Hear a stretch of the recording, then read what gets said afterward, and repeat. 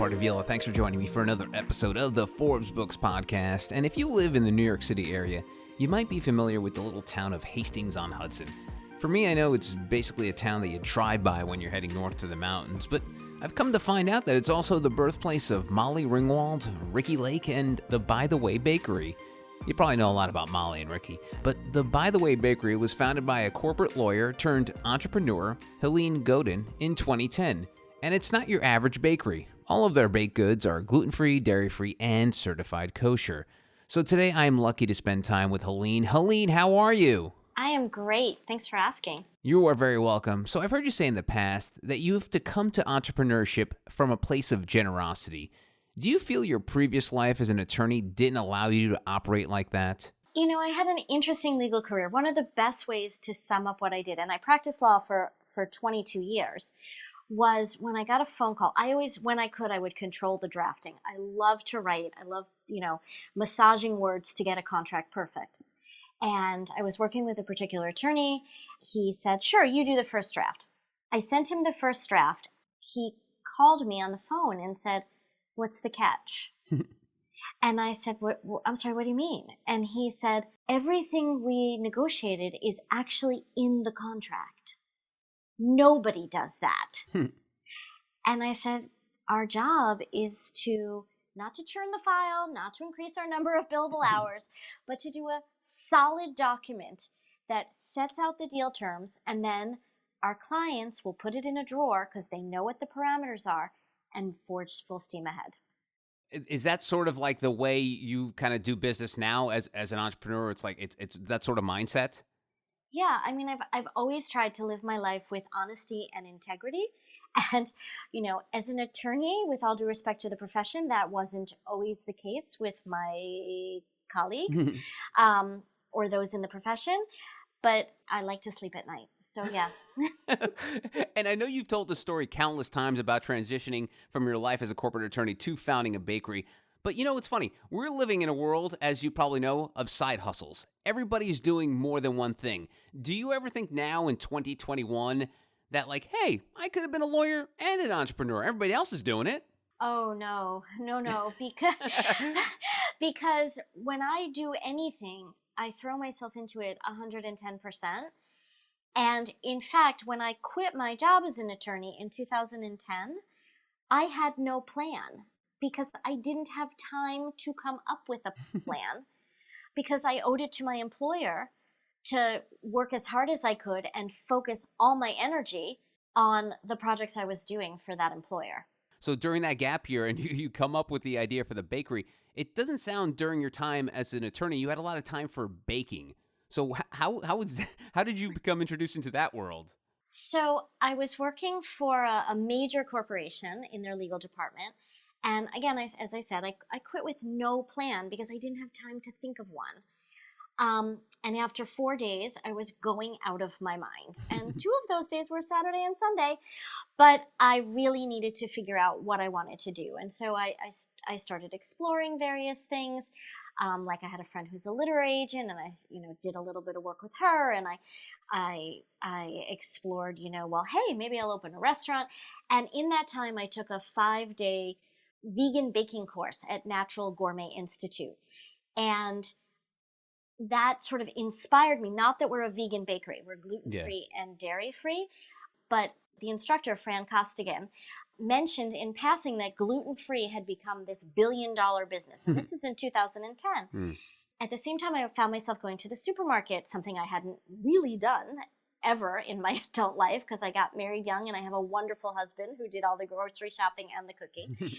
So it all just sort of clicked for me that I wanted to do something local in my community that involved food. And with no experience other than that one class, I completely threw myself into baking. And no experience to the point where my kids, who were teenagers at the time, would come running down and say, Mom, the house is filled with smoke again. It's bake. It's bake, not broil. That's funny. And, just a random question, though, because it seems very random that you picked that class. Do you remember what motivated you to sign up for that particular one? It was available. All great businesses are built on it was available. I mean, I thought, hey, I'm retired for 4 days. I'll take a cooking class. And everything was booked except this one. I think at the last minute, Fran had someone who dropped out. And she called me. I'm like, I'm in because I'm going out of my mind. Wow. Helene, do you ever do like a sliding doors type thing and be like, what if that class was never available? Like, do you think about that? Like what you would be doing if you had never signed up for that? I don't look in the rearview mirror. Okay. So, no, I just, I took the class and I had been spending more time, as I said, in the supermarket, and I noticed the gluten-free food aisle was expanding. Like it went, and when I say in 2010, it went from like 2 feet of shelf space to 3 feet of shelf space. But something just clicked, and I'm very fortunate because I rode the right wave. I don't have anyone in my family with celiac. And I originally started by testing vegan gluten-free recipes because I wanted to cast as wide a net as possible. That doesn't sound very delicious. Yeah, I have an email. I live across the street from Jenny Rosenzweig, who has she's a cookbook author. Oh, She okay. writes for Bon Appetit, and she has a blog, Dinner a Love Story. And she was one of my tasters. And I have the email that says, "What a difference an egg makes." And that doesn't mean that gluten-free vegan can't be done well. Right. But that wasn't the path I wanted to go on. So I put the eggs in, but I kept out the dairy. Okay. And was committed to, I had guardrails that everything I did, everything I tested would be gluten-free and dairy-free. And because I wanted to be dairy-free, when I shopped for ingredients, I made sure they were kosher parve. Because if the rabbi says it's okay, then I'm good to go. There was a word you said, you rode the wave, and I wonder how it feels now to be part of that wave when there's now resistance to that wave. Because I'm sure, Helene, you've seen all of the gluten jokes, the tweets, whether it's a joke in a sitcom or a stand-up comic talking about it. How do you feel when the whole gluten thing becomes a punchline?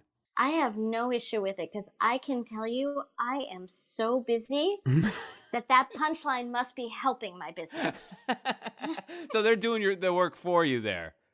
Exactly, because all they need to do is say the word gluten and I'm good. That is funny. And now that you've been doing this for, I guess, a decade, what kind of changes have you seen in that industry? Like you said, the shelf space has expanded exponentially since then. But outside of that, what are some of the big changes in that gluten-free space? I think that it's become more accepted and that people are not, at least our customers, are not as hesitant. But here's the other thing, that while gluten-free expanded, we get just as many requests now for items that are dairy-free. The lactose sensitivity, intolerance community has found us as well. And so, Helene, give us an idea of some of the products that By the Way makes. Maybe some of your most popular items you have. So you would, if you walked into our bakery, like, it's funny, we regularly get customers. We have 4 stores, and I will get reports from whoever's working behind the counter laughing, saying, "Oh yeah, someone walked in and said, do you have anything that's gluten-free?" Yes, everything. Exactly. And I actually just did a sales call this morning with the Metropolitan Museum of Art with their head chef, Bill Telepan. And the pastry chef was tasting assorted products. And he said, "Okay, I'm now going to tell you something that's going to just make you so happy." He said, "This does not taste gluten-free. This is just an awesome brownie in and of itself." That's got to be the ultimate compliment, right? When you hear that. Oh my God. And, that's why we're called By the Way Bakery, as in, oh, by the way. I love it. You didn't know it, but surprise. That's awesome. And so when you mean bakery, you're talking about a lot of cakes. You make breads and loaves and stuff like that? We're primarily a sweet shop. Okay. If you walk into our store, any of our stores, you'll find layer cakes, cupcakes, muffins, cookies, bars, as they're called, and something we call mini cakes, which are little tiny bundt cakes. Oh, okay. And also, one thing I read up that was pretty popular too was your Mo Mix, right? So Mo Mix, because you talked about rearview mirror, and I don't look in the rearview mirror, I always think about how I can move things forward. Okay. And so I don't know if you knew that there was this pandemic that went on for a while. You know what's funny? Someone told me about that yesterday. I was like, really? What? Right. So 2020, starting, I would say March 15th when they closed New York City, was a hard time, but we took the opportunity we were categorized as an essential business. So we actually did some renovating in our commercial space to make it work better. I didn't lay off a single employee. Instead, my decorators would bake for the camera. And I'd say, make me the wedding cake that you've always wanted to make. And now we have a portfolio of gorgeous wedding cakes. And I thought, you know what? We're in 80 Whole Foods in the bakery department. We're in the bakery department, and we're in the freezer section of Whole Foods from northern New Jersey to Maine. Wow. I thought, okay, we're in two different sections because supermarkets are quite departmentalized. Mm-hmm. And I thought, all right, center store. That's the next frontier. And so we took the opportunity to industrialize, so to speak, while still making it by hand with love, of course, a product that my son Mo invented when he was 11 years old. And I can't do the math, but he's 25. Yeah, I'm terrible at math, but that's like 13, 14 years, yeah. Whatever year that was, because we had a big family event. And he and my husband and I and my other son worked on what are we going to put in the gift bags. And we came up with this product called Momix that is it's sort of, it's sort of like Chex Mix, but for grown-ups, for, sophisticated adults and kids too. We, for years, would give it as a gift for occasions. We'd serve it at certain things. And I decided, let's see what we can do with Momix on an industrial scale. And so my wonderful, wonderful chief baking officer, our CBO, and her team worked on it. And at the same time, my creative director and I worked with an outside design firm to come up with extraordinary packaging. And as the pandemic lifted, Momix launched. Wow. So that was basically your pandemic story, was working on Momix. That was sort of like the thing you were kind of concentrating on because of the fact that most people probably weren't going out and buying cakes, or is it just part of it, right? It was part of it. So, what happened is my sales went down dramatically because we make these beautiful custom cakes. Yeah. But nobody was having parties. So orders for I wonder layer why. cakes. Why weren't they having parties, Helene? It was that pandemic. Oh, the pandemic. That's right. I forgot. There you have it. Right. So they went from buying layer cakes to cookies. Right. I see. To buying a single cupcake. And so when you asked what I was focused on, the thing I was focused on the most, to be honest, was keeping my employees safe and employed. And so, let's dig a little more into the pandemic. When the restrictions happened, like you mentioned, you were able to stay open, but I guess you had to downsize a lot of what you're making, like you mentioned, the cakes, because of the fact that people just weren't buying it. And obviously, these cakes can't live forever. It's not like you're making toilet paper. So, no. Although talk about a pivot, that would have been a good temporary pivot. True, that's true. So basically, did you say like on March 16th, did you say like, all right, let's stop making cakes, or let's stop making cakes by half? Was there some sort of initiative there at the start? We reduced our store hours. We went from being open from 8 to 8 in the city to being open from 9 to 6. And now I'm pleased to say we're going to, starting August 23rd, go back to 8 a.m. opening in all 4 stores. But we reduced the hours by 2, the store hours. And yes, we call it the bake. We scaled back the bake. There were a few products we eliminated, but we definitely sent less. But, it's tricky because no one wants to buy from an empty store. Yeah. Unless you're in Soviet Russia. Right. And you're standing online for it or something.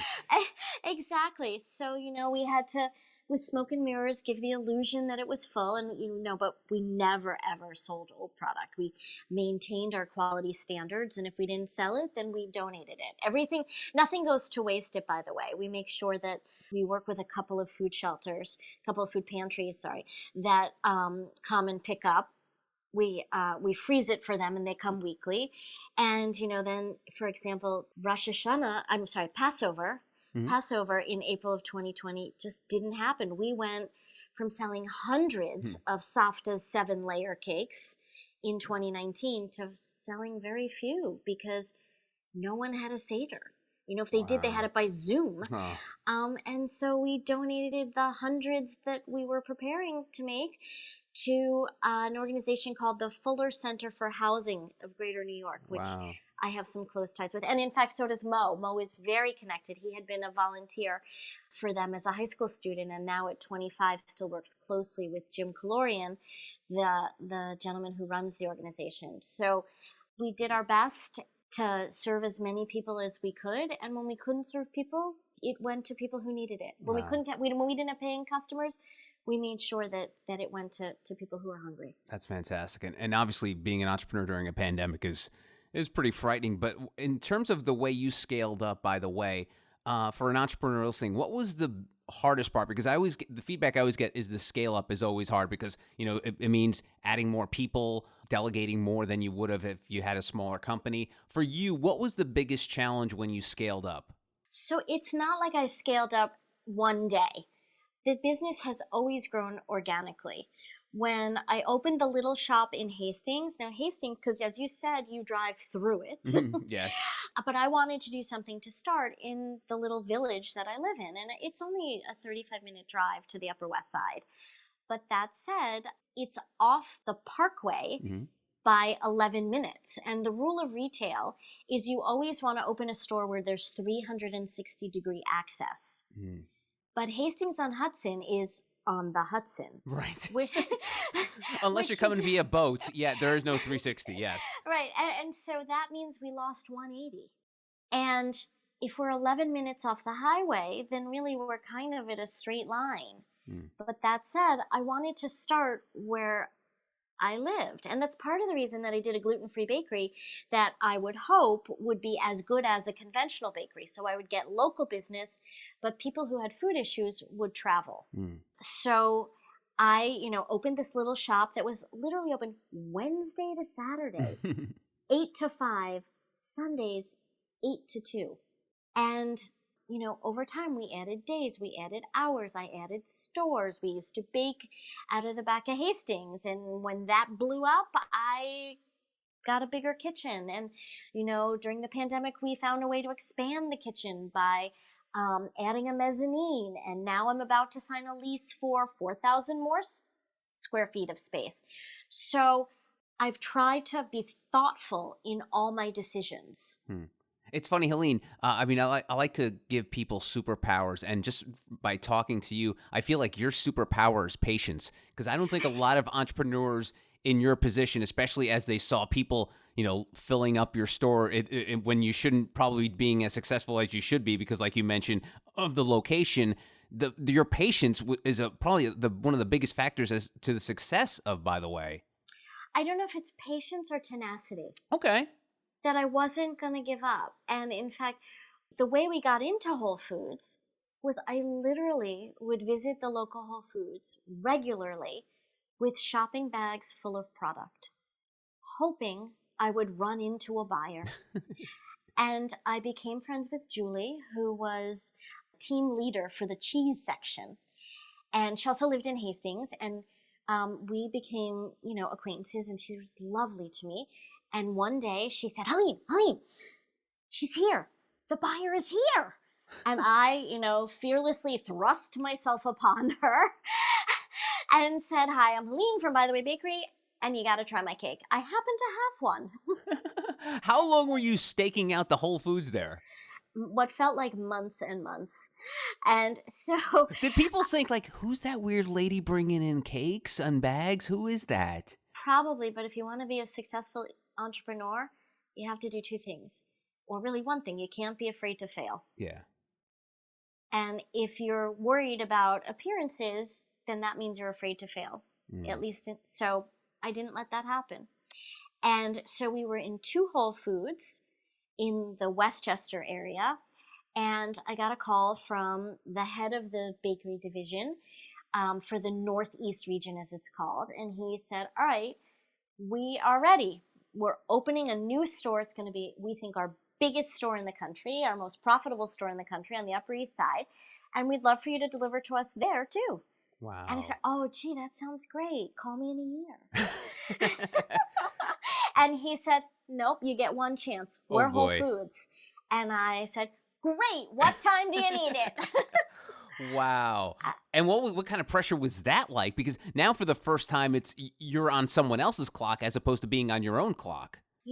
I kind of thrive on pressure. Okay. Uh, I was a workaholic attorney, and I'm a workaholic business owner. Although I have to say that workaholic isn't the right term because I get joy from what I'm doing. I Yeah, I did was as gonna an say there's like a negative connotation to workaholic, right? right, and I loved being a lawyer. And the last few years were harder because the craft of lawyering had changed. Mm. And I look forward to getting up every morning and going to work. I thrive on not to say the stress or the pressure is wrong. I thrive on the challenges. Hmm. I want to dive a little bit into the stuff you make because I guess without giving I guess your craft secrets away, what is the trick to making gluten-free stuff delicious? Is there? I mean, am I being just one of these like anti-gluten people? Everything's got to have sugar and crap in it to make it taste good, or is there something that you have to do to make gluten-free products taste delicious? Well, I think that the secret to what we do is from the very beginning when I came up with this wacky idea. Again, I wasn't afraid to fail. So my method was bake, bite, throw out until I got it right. And we will do rigorous testing.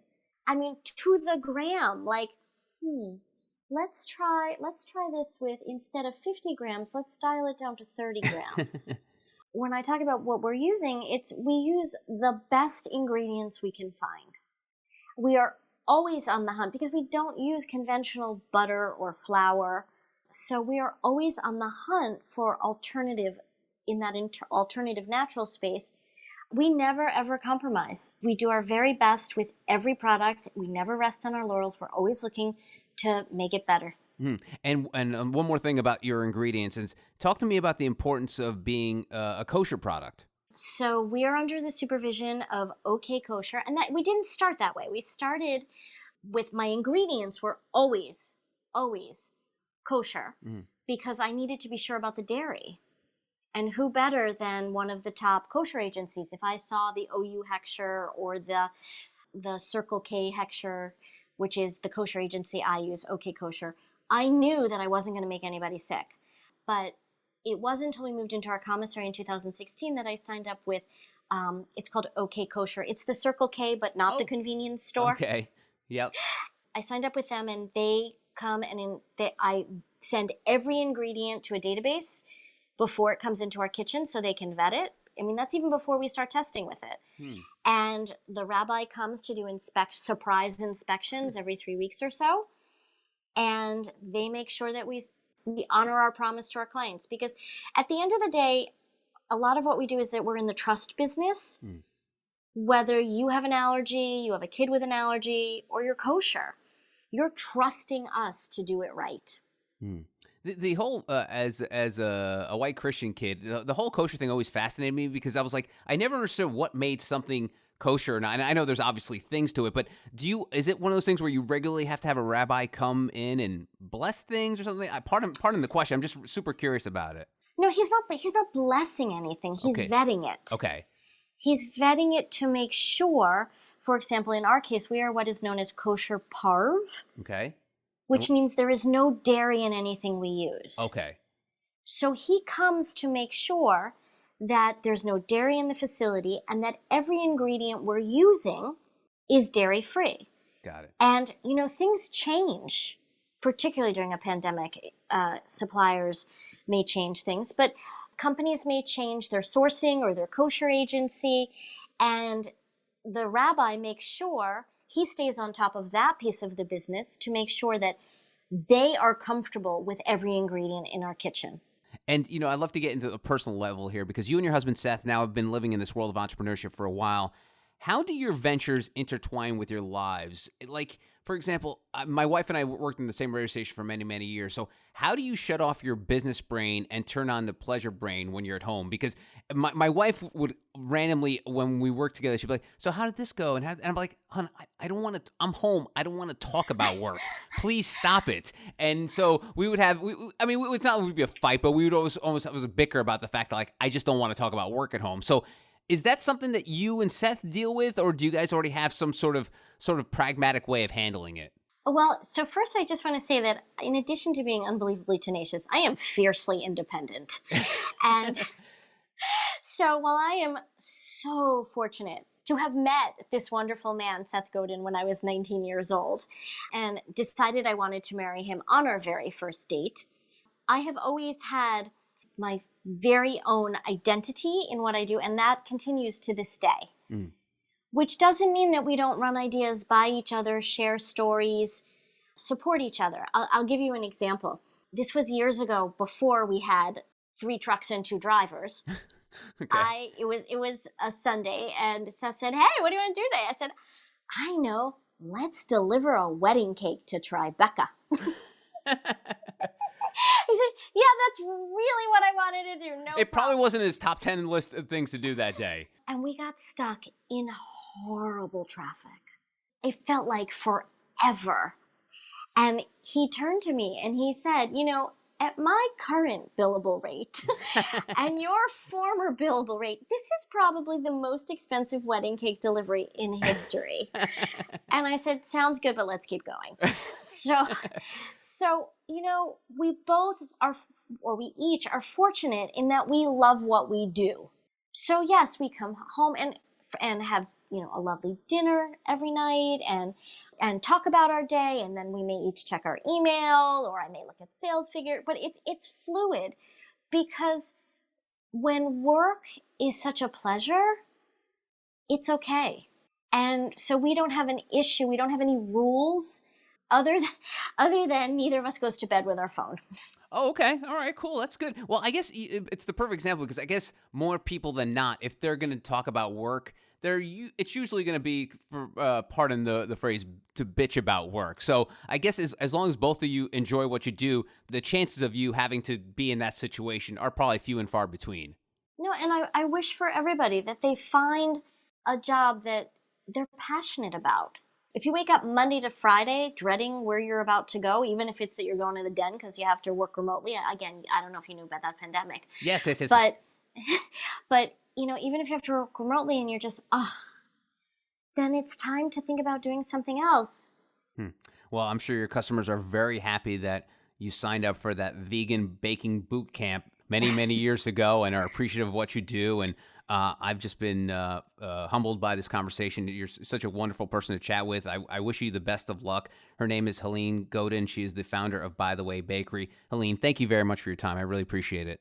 Oh, it was a total pleasure. Thank you again for having me. You're very welcome. And to find out more about Helene's By the Way Bakery, go to btwbakery.com. And that's it for this edition of the Forbes Books Podcast. If you enjoy the show, make sure you take a second to subscribe so you automatically get my new shows when they drop. Also, if you have a minute, I'd love if you left us a review so more amazing entrepreneurs like yourself can discover the show. And please, don't forget the golden rule and treat others as you want to be treated. Thanks for listening. Until next time, adios. This has been a production of Forbes Books Radio. Find out more at ForbesBooksRadio.com.